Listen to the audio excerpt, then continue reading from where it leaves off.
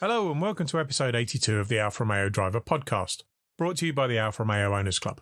I'm Guy Swarbrick, and with me this week to discuss the 15th anniversary of the MiTo, we have AROC Racing Leagues commentator and sim racing columnist Reeve Taylor, club manager Nick Wright, and MiTo Registrar David Faithful. Good afternoon, gentlemen. Good afternoon, Guy. Good afternoon. Cool. So we're obviously here to talk about MiTos today. We're going to talk a little bit about the 15th anniversary event that ran at Kerbera a couple of weeks ago now. But I thought I'd just start, David, just with a little bit of background in terms of why we're celebrating the 15th anniversary, why the MiTo has such an important place in Alfa's history, particularly with the younger members of the club. Yeah, I mean, I think the MiTo came at a really opportune moment for Alfa Romeo. It was not by luck or by coincidence. Obviously, Fiat and GM had developed the small common platform. And so what Alfa wanted to do was have something it could launch using that investment on the platform. And it was an incredibly, fortuitous moment for Alfa where, frankly, the finances were in the doldrums. And we had to launch something that was, I'll describe it as mass market. I mean, I don't think the MiTo will ever be recognized in history as the biggest seller of automobiles. However, it did sell over 250,000 of them. And I think what Alfa were trying to do was not necessarily recreate the Alfa Sud or the Alfa Sud moment, but find a car that would appeal to the masses, that was affordable, still had the Alfa Romeo DNA within it, and frankly, attract a younger audience. And so all of those things came together with the launch of the MiTo in 2008. And sales were very, very strong for the first few years. It was a good turnaround model for Alfa. It was well received. It was well reviewed, largely. And it was, pretty affordable. And Fiat backed it up under the FCA ownership with really good finance deals. So younger Alfisti could walk into an Alfa Romeo dealer with £750 and walk out with a brand new MiTo. And that was deliberate. It was deliberately marketed at younger, cooler people. It was deliberately financed in a way that younger people could afford it. And yeah, the sales went really, really well for the first few years. It was a very popular small car made by Alfa using the small common platform they developed with GM. So they did get a lot of benefits in 2008, 9, 10 from the launch of the MiTo. And you say it was a departure, and car segments change over time and generally cars get bigger. But I think it really there was nothing at that segment of the market since the Sud, because the 33 had got bigger, and then you had a long period where 145, 146 were the entry-level car. Even 147 is arguably a full class bigger than the MiTo. So it was untested territory in a way, wasn't it? It was nearly 30 years since they've been in that space. Yeah, I mean, I suppose what was untested. So under FCA, when Marchionni took over, obviously Fiat was the brand for the small cars. So within the group, and certainly within mainland Europe, small cars were not untested under the Fiat brand. What was untested is there a market for a slightly more upmarket, slightly sportier, small car with a brand with heritage and sporting history that would appeal to not the masses, but more of a mass than Alfa typically had. So from that perspective, certainly it was untried territory. But I think there was a level of confidence within the FCA group that they did know how to manufacture, market and sell small cars, albeit under the Fiat brand. You talked about the shared platform and how opportune it was that platform was available to Alfa. For those of us who are not MiTo experts, and I hadn't even driven one until a couple of weeks ago, what are the key differences between the way Alfa used the platform and say, a Corsa or a Grande Punto? So I think if you think about the platform itself, it's a modular design. It has McPherson struts. It is broadly speaking, a chassis. The standard small common platform that was that interchangeable set of components were almost all interchanged by Alfa Romeo. So whilst the chassis itself and the core component of the small platform remained in the MiTo, almost everything else was changed. So from the suspension through to the engines, through to bodywork, interior, even the HVACs, the heating, ventilation and cooling systems, all the electronics were changed.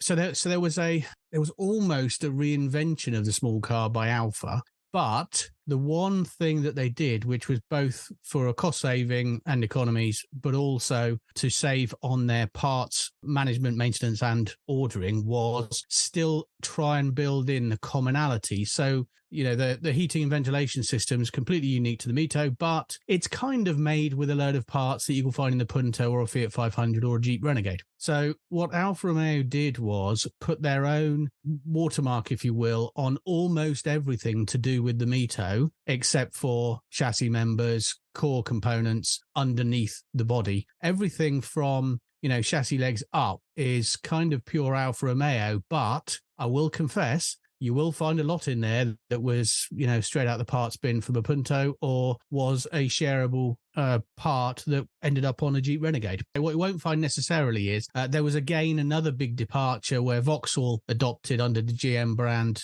elements of the small platform. They did their own reinvention as well. So there's an odd selection where you'll find part A will fit a Corsa D and a MiTo, but part B will only fit a Punto or a Jeep Renegade. It's a bit of a mix and match. So it's hard to, people will say, oh, it's just a Fiat Punto. Well, yeah, the underpinning chassis is, and there are loads of parts which are shared, but good luck working out which is which versus a Corsa or a, God forbid, a Peugeot Bipper, where the chassis was also used. So it was a well-used platform. There's a lot of shared parts, but they were all sort of implemented in their own unique ways by each of the brands and each of the models of cars. So it's both beneficial if you want to find a part cheaply, but also hard as hell to find where that part is and which cars it applied to. And of course, that platform's still around. In fact, there's one sitting on my drive. The small, wide 4x4 long wheelbase version of the same platform is still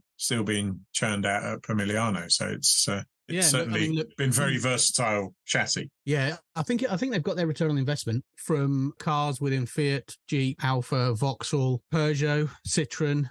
There's a lot of vehicles that have that same underlying platform. That does not mean you can go and buy a part for a Peugeot Bipper and it will fit on a MiTo or vice versa. But there is common and shared platform use across what used to be GM, what used to be FCA, and other companies as well, where they license the use of the core platform. We'll bring the other two guys in a minute. Just the last thing I want to talk to you about is we talked about mechanically how similar or otherwise it is with other cars. Aesthetically, though, it has its roots are in a very different bit of not platform sharing, but styling sharing. Yeah, I think the MiTo has so many unique features, and it is almost as if Marchioni and Diaz, who designed it, and others in Centro Steel were basically throwing every idea they could feasibly come up with at this small car and seeing if it stuck. I think where we ended up with, though, was a really good compromise, because there's elements of Alfa Romeo 8C in it. It doesn't surprise me because, it was the same design team who led on the exterior and interior of the 8C. So you'll see common features of the interior, the dash, even the door cards have got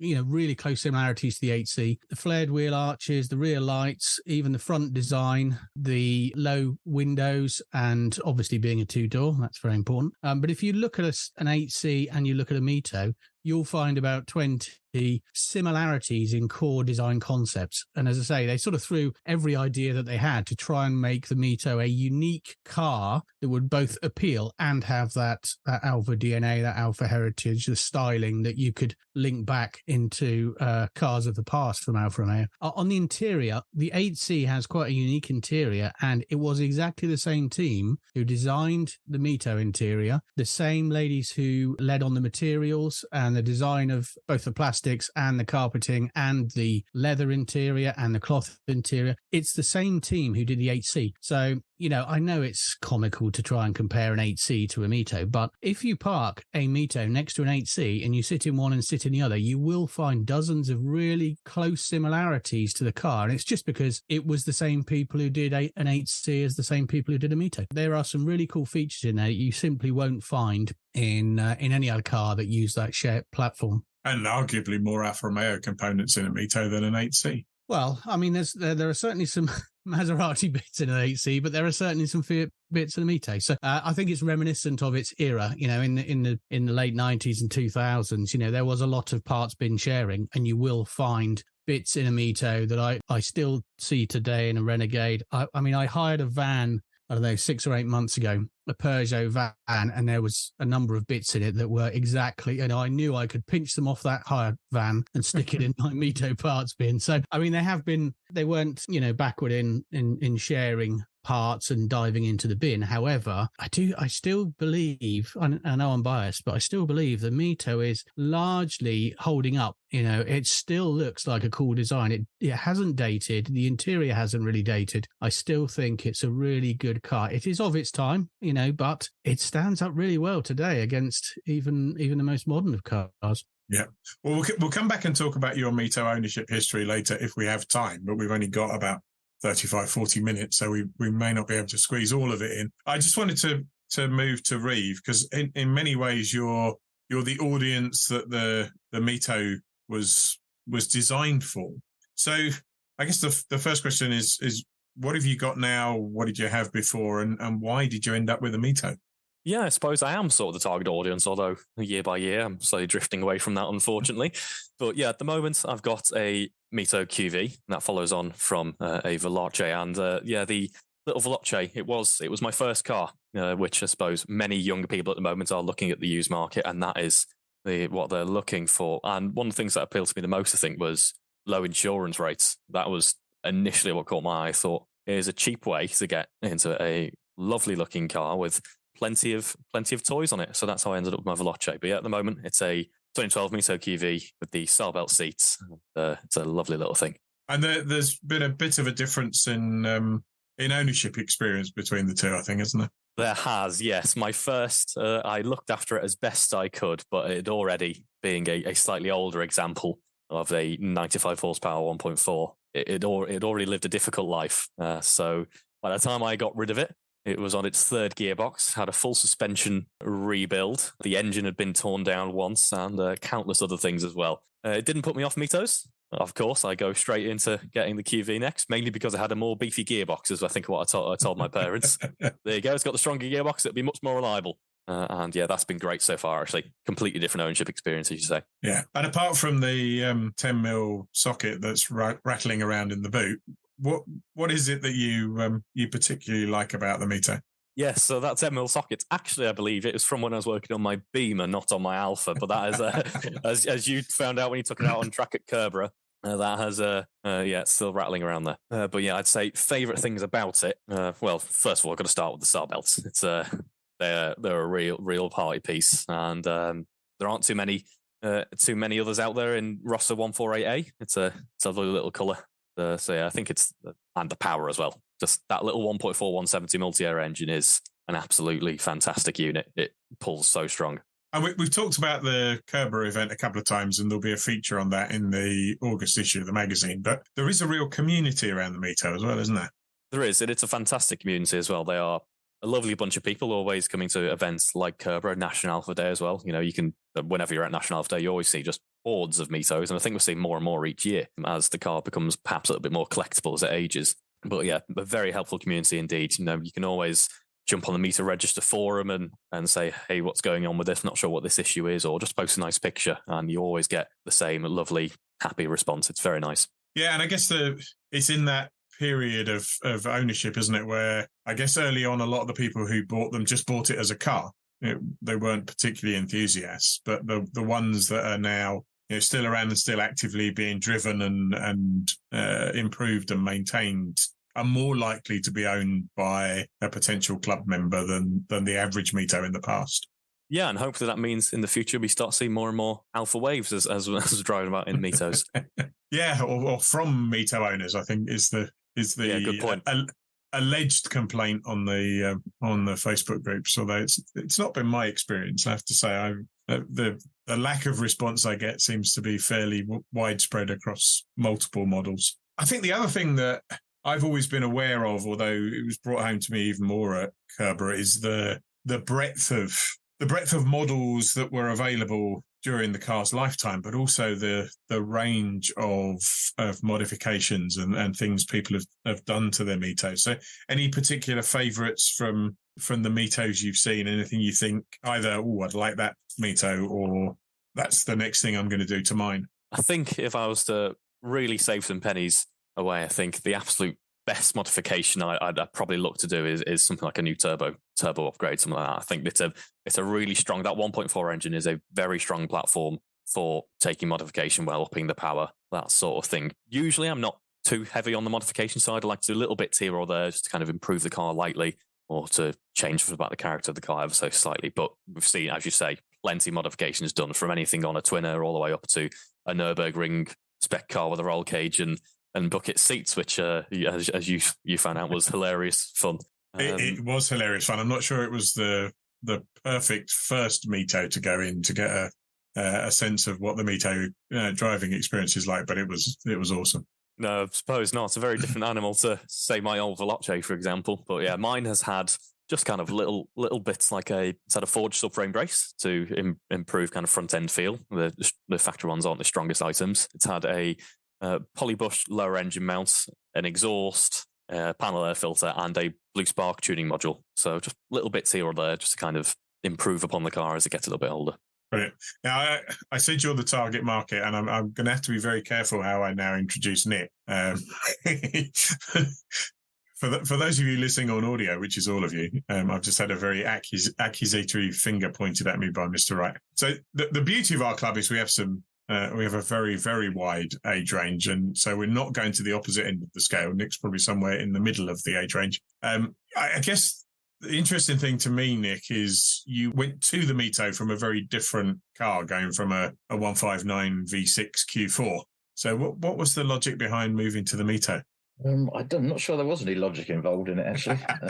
It started 2020 when my wife decided we should get a 916 Spider, which we got comically like a week before the first lockdown came.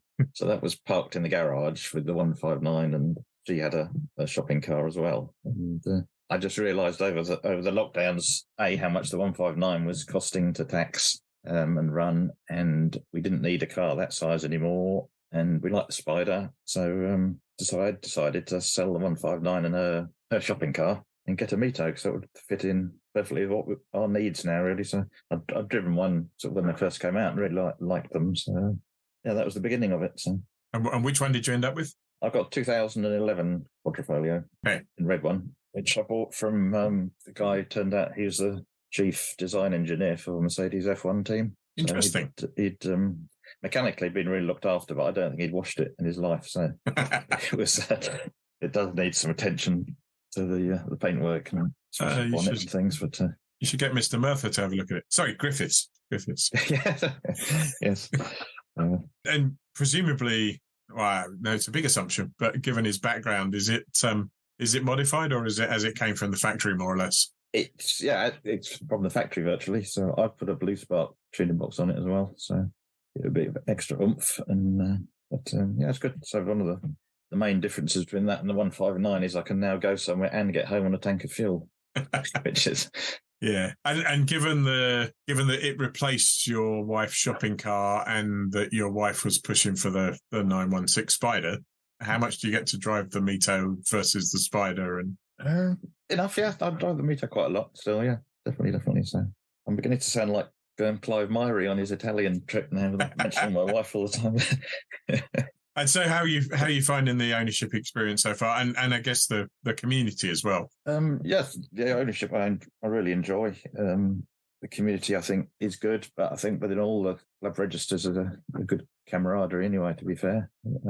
I do, and I speak to members, I do, they say to me, oh, I've only got a MiTo. And I ask them, if I've only got a MiTo, so don't say that, I've got one. And they're like, oh. And they're quite surprised that the club manager drives a MiTo, which is good. So. Well, that's because they've only ever seen you in a van. This is true, yeah. This is true. I was in my local garage filling the van up, actually, a few weeks ago, and the guy looks at it. He says, oh, do you work for Alfa Romeo? I said, no, the owners club. So he says, oh, I've got a MiTo, he said. And he starts telling me all about his car and everything. There's like queues of people behind, and I can't get out. But you left the queue behind. You got out, gave him a membership form. Absolutely, signed him up. Yes. So I've asked you both about the community, and I think it's only fair to embarrass David by pointing out what a huge part he's been in that community. And Nick, you said that there's a camaraderie and a kind of sense of belonging about many of the registers and model ownership. But I don't think there are many registers that are as active and as well supported as the MiTo one.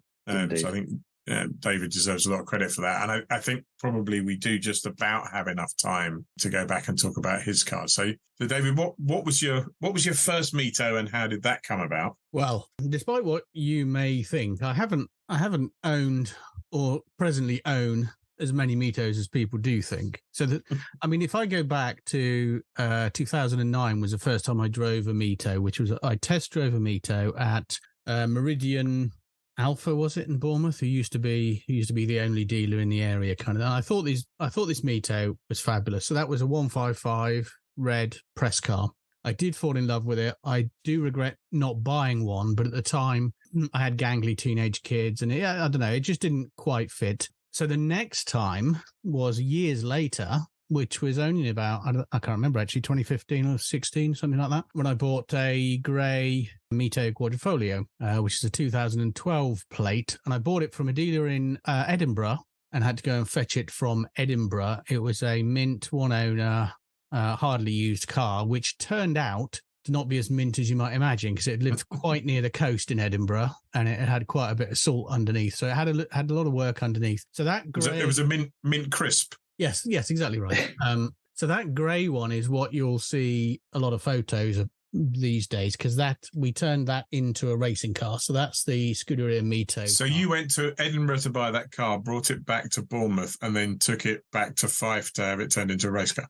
Exactly right. Yeah, it has, okay. I mean, it's travelled a bit, that one, and it can't decide if it's Scottish or English, to be fair. So, or Italian. So that is a modified car. That does have a hybrid GT1446 turbo. It has KW version 3 springs and dampers. It's got PowerFlex black bushes throughout, custom exhaust, custom cooling with what Davey Peddy, who built the car, calls his twin intercoolers. So it has 2 front intercoolers instead of one. Very highly tuned AROC discs and pads all around. This thing is, and it's obviously got roll cage and racing seats, harnesses, and so on. So that's a proper track only use car, which I still own. I did buy a brand new facelift MiTo Veloce, which was white, and that was an outstanding car. And then I very foolishly Part X that in for a Giulia, which I've now got. About a week after recorded a podcast where you said that no real Alphas had 4 doors. Yeah. I mean, look, the Giulia is a fabulous car. It does have rear doors, which is practically its only flaw. But yeah, I love the Giulia, but I had to go back to having a MiTo as a Dahlia. The Giulia just wasn't for me. I'm MiTo through and through. I replaced that with a 2017 MiTo Collezione, which is 140 bhp. And I chose that. A, it was a one-owner car with less than 10,000 miles, but B, and mainly, the Collezione is the only MiTo really that's substantially different inside than every other MiTo you can buy. It's got a different dash, it has different seats, different door cards. There's no carbon fiber in there, which most MiTos have. So it's just something a bit different and something a bit... after a few MiTos, it sort of it was the thing that I wanted. In between all of that happening, I bought a 2008 press car. There were 22 MiTos registered before the launch of the MiTo, and they were registered around Christmas or the first week of January 2009, and they were the Alfa press car fleet. So I bought one of those and then spent a lot of time and money restoring the thing. So yeah, I mean, they're the cars that I have. So I still have the race car. I still have the Collezione. My brother drives around in the press car, and I traded in the white one. But I do know who has the white one. He's a club member in the East Midlands. He's got my number and he knows who to call when he wants to part with it. So I haven't had, dozens and dozens of MiTos. I mean, if I had the space, I would have. I am currently on the lookout for a little MiTo. I'm on the lookout for 2, actually. I'm on the lookout for a diesel because my commuting miles has become a bit a bit extended recently, and I test drove James Fernley's diesel at Kerborough, and I thought it was pretty special, actually. That would suit me down to the ground for my commuting. So I'm on the lookout for a diesel. I'm also on the lookout for a heavily front damaged MiTo, because I want to cut it in half and make a trailer. So a trailer with the back end of a MiTo. But I would never kill a MiTo unless it was beyond repair. So I need one that's heavily smashed at the front and mint condition at the rear, and then I will turn that into trailer. So yes, I am always on the lookout for MiTos. I do not rule out buying another one.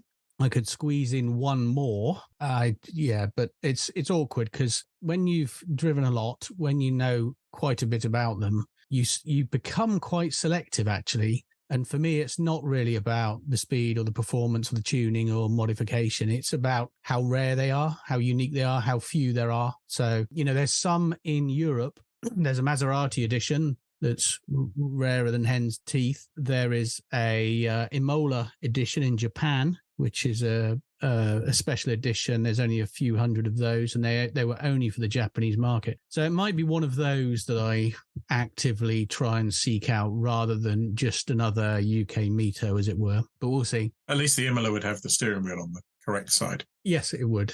Yeah. There's also... Obviously, sorry, sorry, you're starting me off now.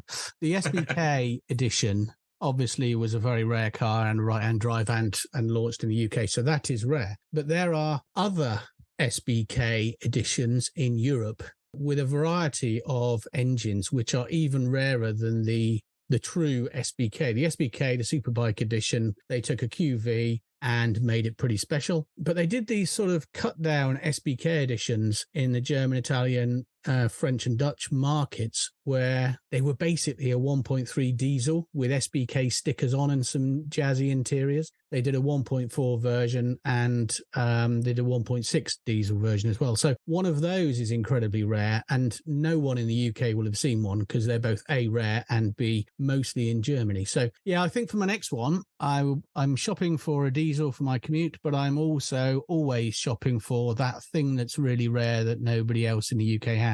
And that might be what I do next. Okay. We are getting to that point, I guess, where we've seen the 156 and 147 get over the last couple of years, where bills are potentially becoming, a significant proportion of the value of the vehicle. So we're at the 15th anniversary. Where do you think we'll be when we get to the 20th anniversary?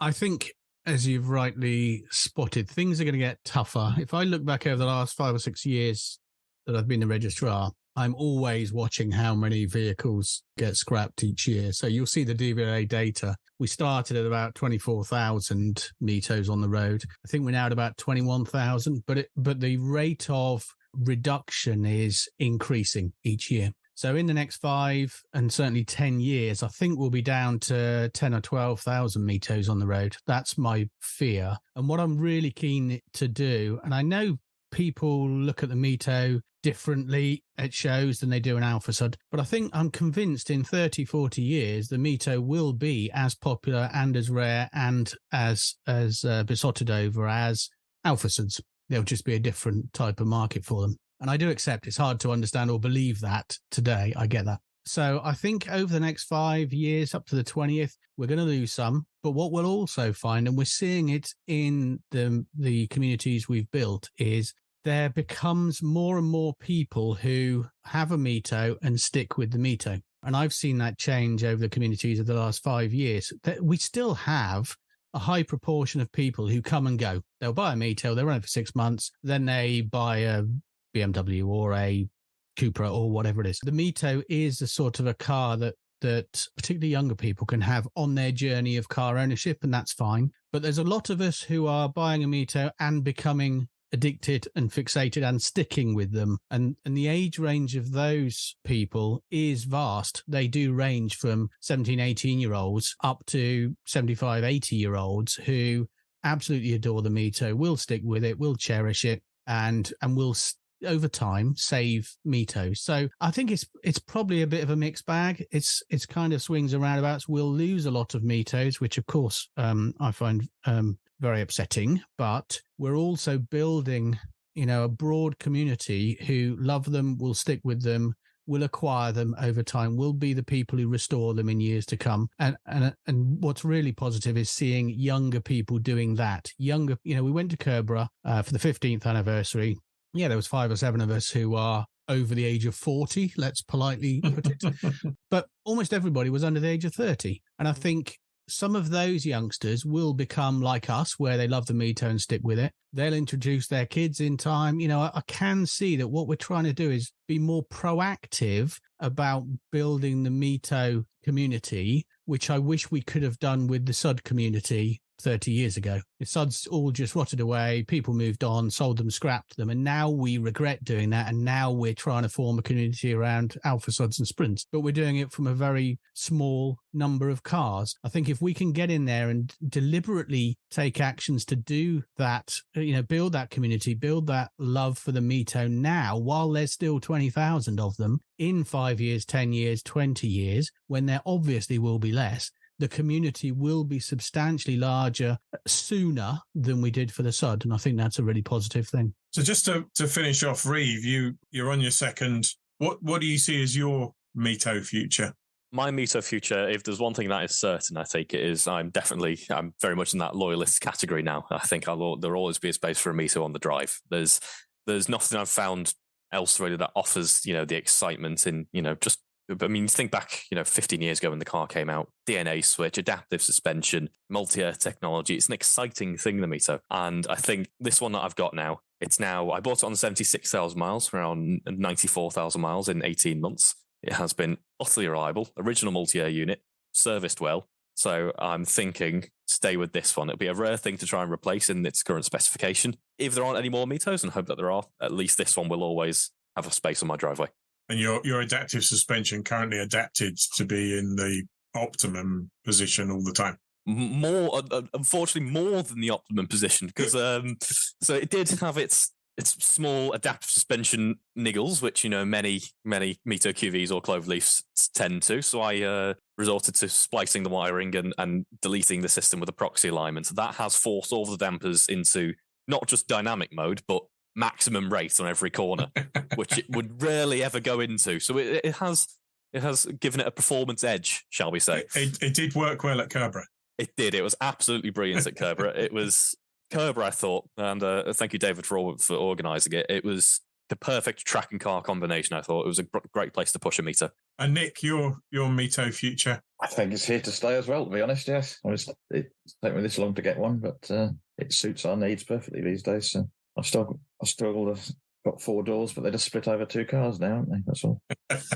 I have to admit, having driven quite a range, everything from a Nürburgring track day car to a twin air at Kerbera a couple of weeks ago, it really made an impression on me. It is a really, really fun car to drive, to the point where, I don't know if you guys noticed, but Peter Pringle's currently selling a hill climb spec MiTo Cloverleaf. And I did ask, my son used to have a lockup that he kept his track day car in. And I did kind of ping him last night and I asked whether that lockup had been taken by somebody else or was still available, because I haven't got room on the drive for a hill climb car, but it did look an appealing option. So maybe I'll be part of the clan at some point.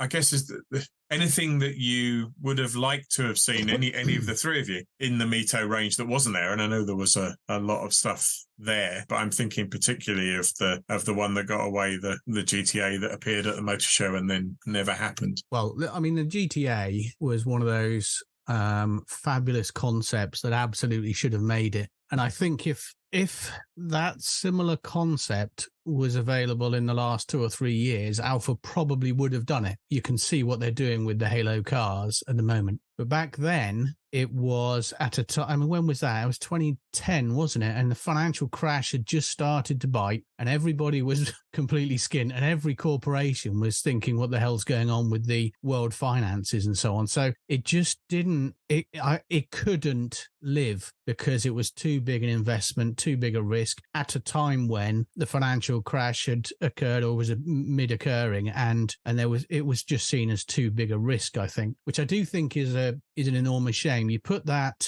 1.75 TBI in a MiTo, it's going to be fast and it's going to be a brilliant car. The closest we got to it was Jamie Porter's MiTo 404 with a a 2-litre version, long stroke version of the 1750 TBI, which is a beast. Yeah, I mean, look, we are ignoring the fact that probably Alfa couldn't get the damn electronics to work putting that TBI in a MiTo. I know on our race car, as soon as you start mucking about with the ECU, you've knackered yourself for 3 months. So, I mean, it could be that, but I suspect it was the financial markets and level of risk willing to be taken by FCA, which yeah, it's a shame. I'll tell you what else would have been nice, though, was some of those special editions that they limited to individual countries. I think they would have sold well, and I think they would have given them a good market in other European and international markets as well. There's 2 or 3 versions in Japan that are fabulous looking MiTos, and they could have sold really well in Europe. And again, you'll see in Australia, you remember the SBKs were used as safety cars on tracks. Well, they did a red version, an absolute mirror image of the SBK safety cars, and they launched it in Australia for about 6 months.